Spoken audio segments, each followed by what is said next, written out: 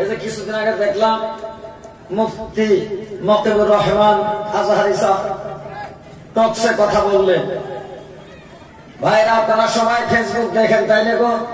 যাই খেলা ঠেলি খায় তার কাছে 4GB ভিডিও আছে, দেখছেন না আপনারা? তবে কবেন না আমি মরা বয়স আমারও এখন চেতে গেছি।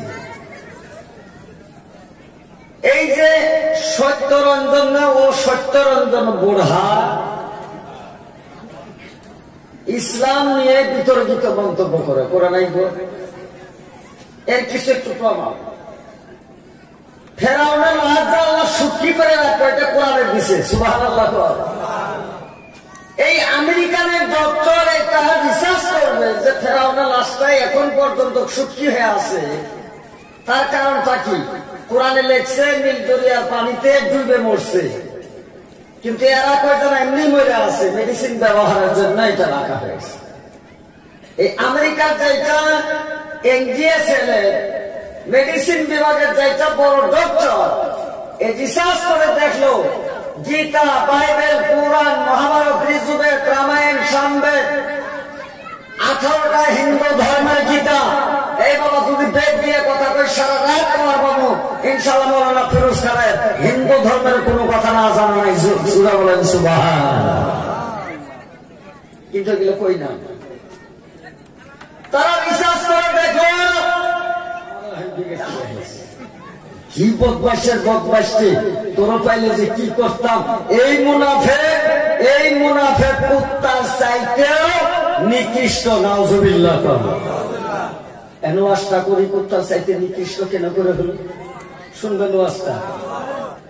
সোয়াদার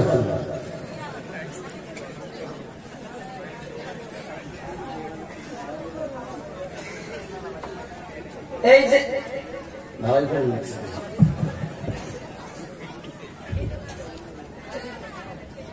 আরে জাতি চাল আছে তো বুঝত নাই দি হকারি দিমু এলে চেষ্টা বানাইতাম। মকিবর মারাইছ আর নাজমুল মৌলানা মারাইছ, গলা ঠিক করে দিতাম। একজনের জন্য কত মুসলমান হারা হাস্তি খাবো লাগা হয়ে গেছে ভাই।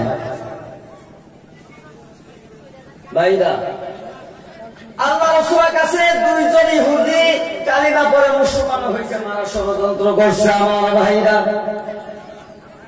ও কুত্তা দেখেন কেমন কুত্তা রে, কুত্তা দুইটা চাকনা করে এক কুত্তার দিকে ইশারা করে তারা বুঝে কুত্তার ভাষায়, কুত্তা বুঝে না গো। কুত্তাই কয় ভেও ভেও, আমরা কই কেউ কেউ। কিন্তু বাবা কেন ভেও ভেও কেউ কেউ করে? কুত্তার ভাষা কুত্তাই জানে। কিন্তু আমার নবী গো এমন নবী ছিল রে বাবা, কুত্তার ভাষাও নবী আমার জানছে। বলেন সুবহানাল্লাহ। মাসে কি বলছেন আমার নবী জানছে, পাখি কি কথা বলছেন, যার জন্য আমার নবীকে সর্বসেরা নবী বলা হয়।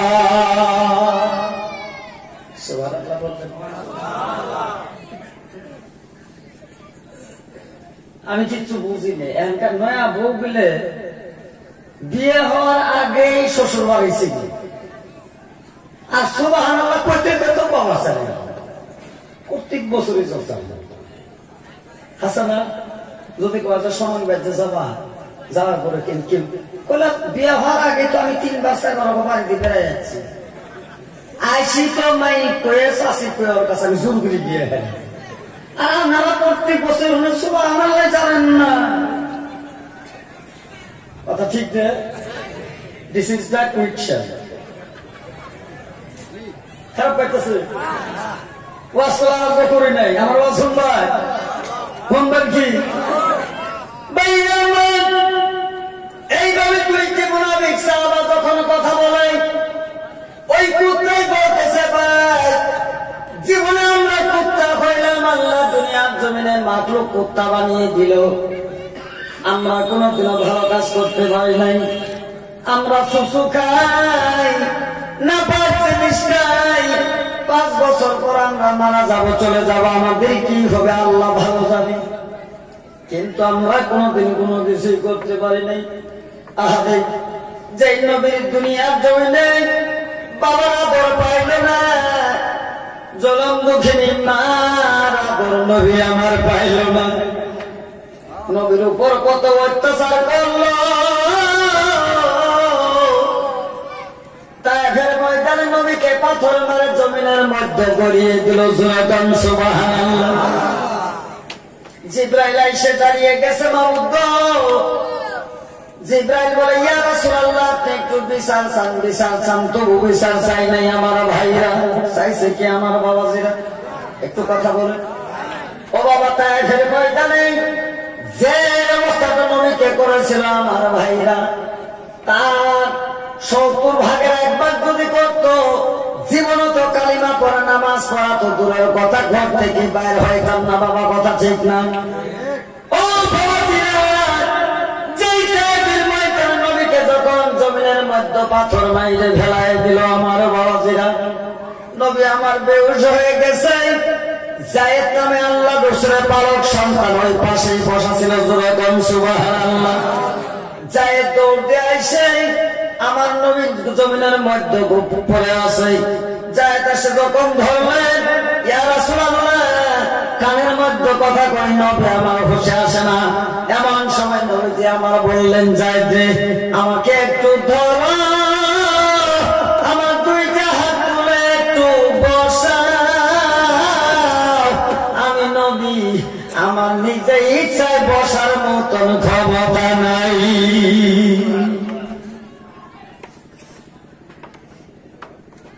নবী কত দুর্বল হয়ে গেছে, তাই নাই?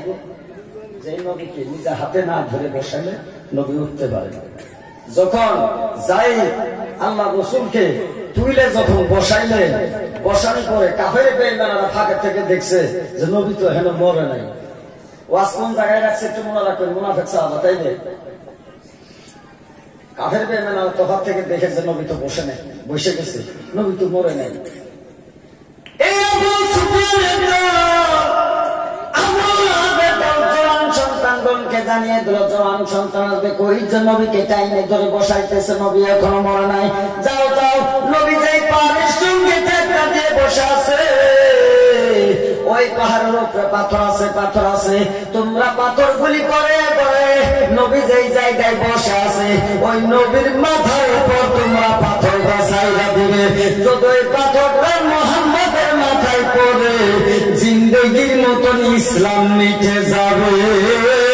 জুড়ে বলেন নাউজুবিল্লাহ। দেখছেন নবীর কত শক্তি।